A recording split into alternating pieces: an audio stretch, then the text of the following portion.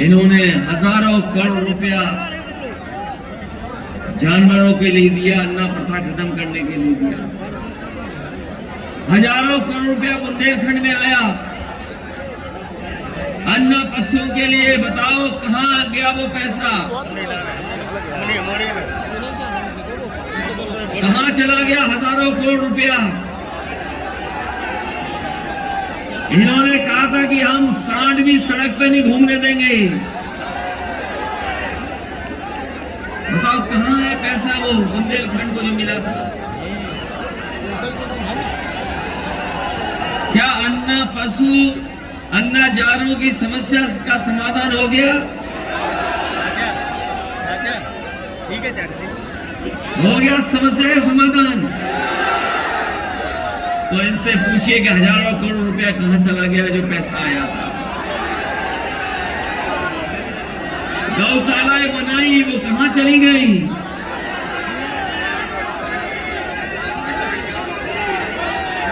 और एक्सीडेंट हो गए जानवरों से, सांडों से भी एक्सीडेंट हुए।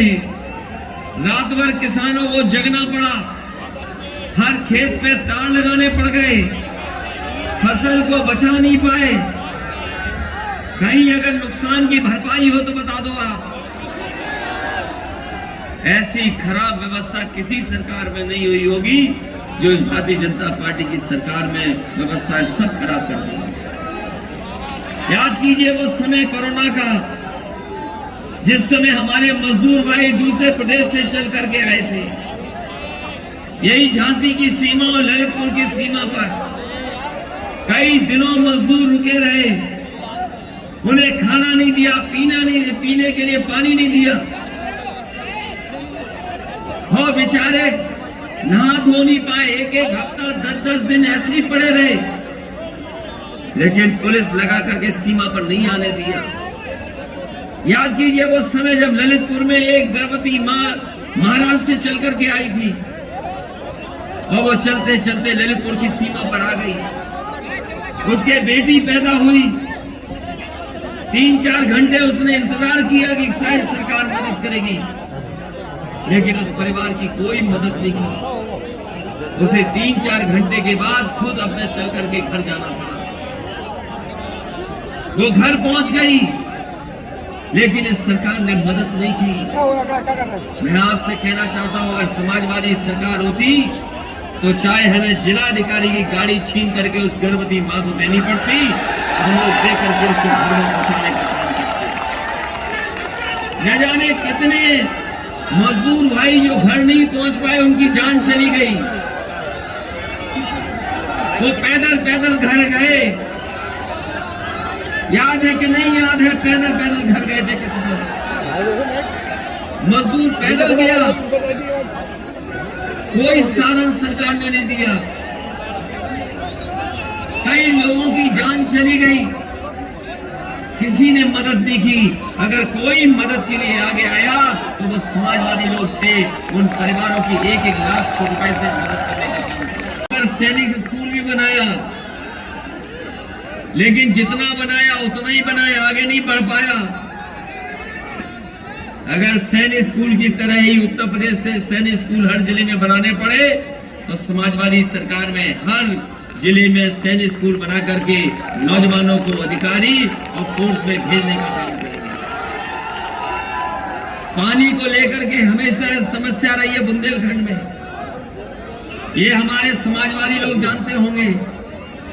यहीं पर डैम बन रहा था, जितना काम समाजवादी सरकार में हुआ वही उतना ही हुआ, उसके आगे नहीं बढ़ पाया।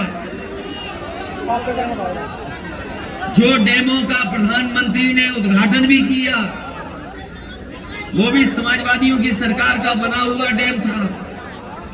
हमें अलग से अगर कैनाल सिस्टम को और बेहतर करने के लिए कोई इंतजाम करना पड़ा तो हम समाजवादी लोग कर करके खेतों तक पानी पहुंचाने का काम करेंगे।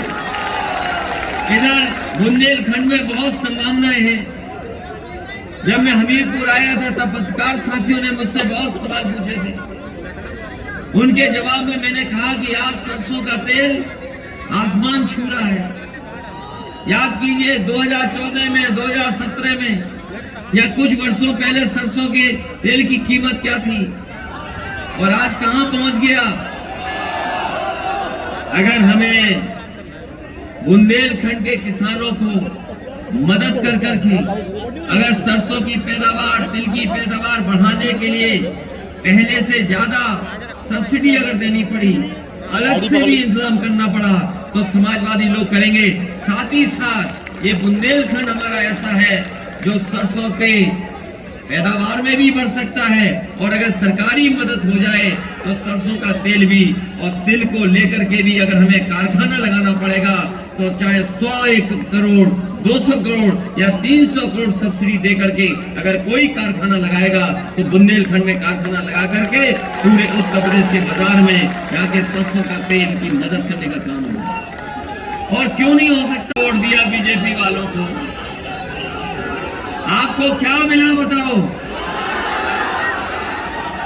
अभी बगल में उनके नेता बोल रहे होंगे, न जाने कौन से सपने दिखा रहे होंगे। मऊरानीपुर में आए कोई नेता उन करके,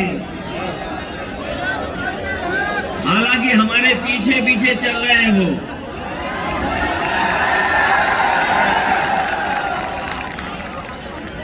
बताओ बुंदेलखंड के लोगों, हिसाब किताब लगा लिया अभी तक के नहीं लगा लिया? इतना निराश किसी सरकार ने नहीं किया होगा जितनी इस डबल इंजन की सरकार ने बुंदेलखंड की जनता को निराश किया है। वैसे तो हमारे बाबा मुख्यमंत्री की शक्ल देखो आजकल, देखी कि नहीं देखी शक्ल आपने? वैसे 12 तो यहां बाद में बजे, सवेरे ही 12 बज गए। रात भर उन्हें नींद नहीं आई आज, क्योंकि दूसरे चरण में वोट पड़ना था, रात भर नहीं सो पाए। और सुबह ही हमारे पत्रकार साथियों को बुला लिया उन्होंने, कह रहे कि ये चुनाव 80-20 का है, 80-20 का। ये कह रहे ये चुनाव दूसरी दिशा में ले जाना चाहते हैं।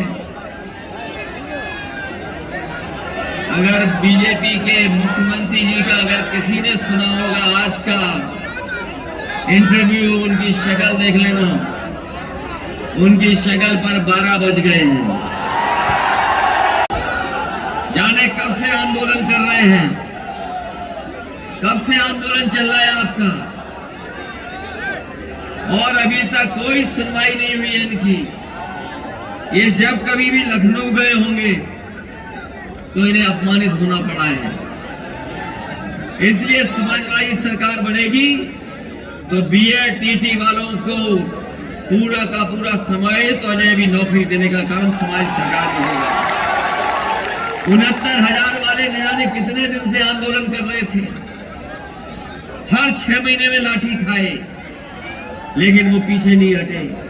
सालों साल लखनऊ में रुके रहे, लेकिन उनको नौकरी का भरोसा दिलाने के बाद भी उन्हें समायोजन नहीं किया। उनके आरक्षण से खिलवाड़ हुई है, उसमें सुधार करके, और 69,000 में जो आरक्षण को लेकर के भेदभाव हुआ है, उस भेदभाव को खत्म कर करके उन्हें भी नौकरी देने का काम समाज सरकार में होगा। इधर सुनने में आता है कि बीजेपी के लोग ये चिल्लाते हैं कि समाजवादी सरकार बनेगी तो हो सकता है एक ही लोगों का कब्जा हो जाए। कभी कभी आरोप लगाते हैं समाजवादियों पे, बताओ आरोप लगाते हैं कि नहीं लगाते हैं? जब समाजवादी पार्टी ने कहा कि हम जाति जनगणना करना चाहते हैं, बीजेपी के लोग पीछे हट गए, जाति जनगणना नहीं करना चाहते।